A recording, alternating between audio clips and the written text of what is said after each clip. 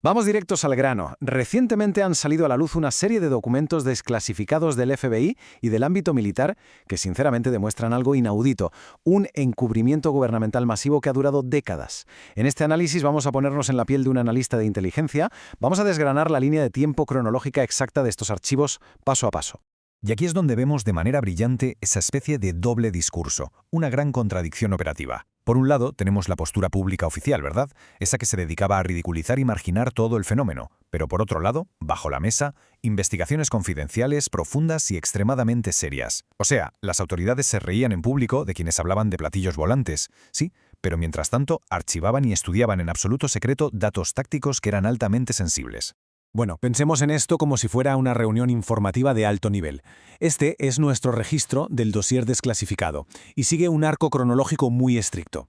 Empezaremos con la evidencia física de los años 50, luego pasaremos a los contactos telepáticos militares, los reportes de abducción de los 60, las pruebas del encubrimiento gubernamental y para terminar, una evaluación crítica de inteligencia. Sección 1. Evidencia física de la década de 1950.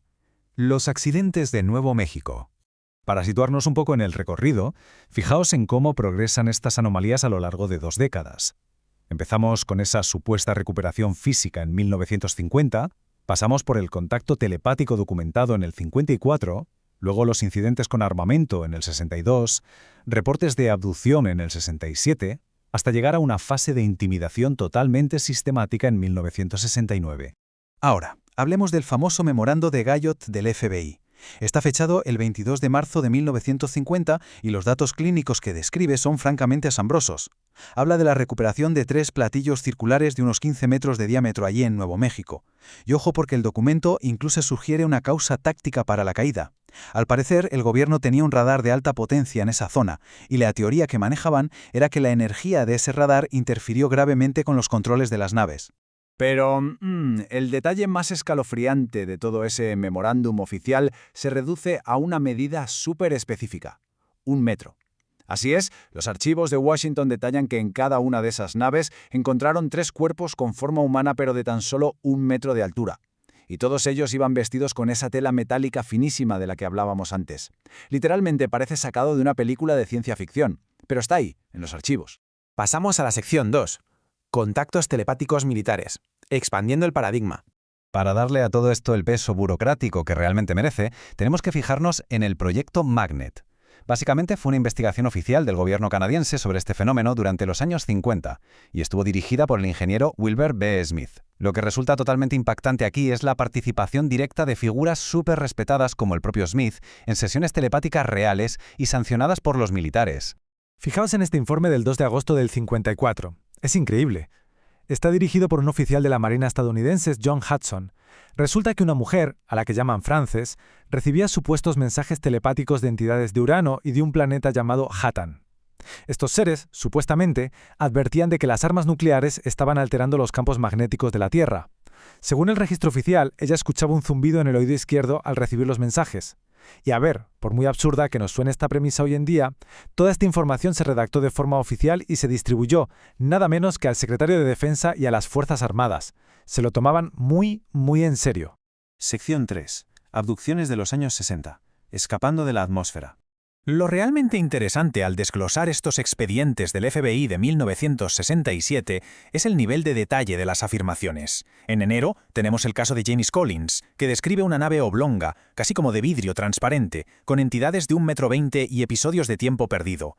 Luego, en octubre, una mujer en la oficina de Dallas relata cómo se disparó un misil antimisiles contra un objeto sobre África en el 62. Evidentemente el FBI no ratifica que todo esto sea real, claro, pero lo consideran lo suficientemente importante a nivel táctico como para documentarlo oficialmente y distribuirlo a nivel interno. Sección 4. Evidencias del encubrimiento gubernamental. El grupo del silencio. Y llegamos a un punto absolutamente crucial. Este documento de noviembre del 66 va dirigido al mismísimo J. Edgar Hoover, el director del FBI. Es la prueba irrefutable, el rastro de papel innegable. Deja clarísimo que los agentes federales efectivamente investigaban casos de aterrizajes y que todo este proceso formaba parte de un sistema confidencial, totalmente oculto a los ojos del gran público. Claro, mantener semejante nivel de secretismo requería métodos bastante perturbadores. Y están documentados aquí, en el 69. Hablamos de operativos con rasgos orientales, vestidos con ropa oscura, conduciendo coches negros sin matrículas o con placas viejas, tipos que se hacían pasar por agentes de las Fuerzas Armadas o del FBI. Hay reportes de intentos deliberados de atropellar a testigos, llamadas de teléfono macabras, fotografías escondidas de las casas e intervención de comunicaciones. Muchísimo antes de que la cultura popular convirtiera a los hombres de negro en una comedia inofensiva, los informes oficiales ya describían una maquinaria de intimidación y terror muy, muy real. Vamos a la sección 5. Evaluación crítica de inteligencia. Evaluando la amenaza. Si nos ponemos el sombrero de analistas tácticos y evaluamos la amenaza, vemos varias hipótesis sobre la mesa. La sugestión psicológica pura es muy plausible, por supuesto, sobre todo en esos relatos de telepatía. Pero, por otro lado, la posibilidad de un contacto físico real está sólidamente respaldada por la evidente preocupación interna que tenían la Armada y la Fuerza Aérea. Ahora bien, el veredicto más preocupante de todos es el tercero: el engaño. Si estos contactos son reales, existe una probabilidad altísima de que estas inteligencias operen manipulando las emociones humanas, es decir, mintiendo y creando una fachada ilusoria en casi el 90% de las ocasiones. Una auténtica locura. Y toda esta acumulación de casos nos lleva, inevitablemente, a la famosa filtración del teniente coronel John O'Mara, subcomandante de inteligencia. Él confirmó que dentro de la Fuerza Aérea había un grupo de silencio que, literalmente, estaba perdiendo el control ante la avalancha de evidencias. Sus palabras no dejan lugar a dudas. Los platillos volantes existen, y definitivamente no todos son dispositivos secretos de fabricación americana. Algo no humano está operando ahí arriba. Al concluir este recorrido cronológico, es vital que mantengamos la perspectiva. Recientemente, varios legisladores han admitido ante el Congreso que toda esta información, por alucinante que nos parezca, es solo el nivel para principiantes. Según testimonios muy recientes, esta primera tanda de datos filtrados no es absolutamente nada en comparación con lo que sigue bajo llave.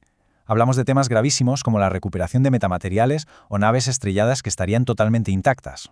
Y todo esto nos deja con una reflexión final ineludible. Si estos expedientes de los años 50 y 60, que ya de por sí documentan cosas como telepatía, ocupantes alienígenas y tácticas gubernamentales superagresivas de silenciamiento, son solo el principio del secreto, entonces, ¿qué demonios se esconde blindado bajo las autorizaciones de inteligencia más altas y restrictivas que existen?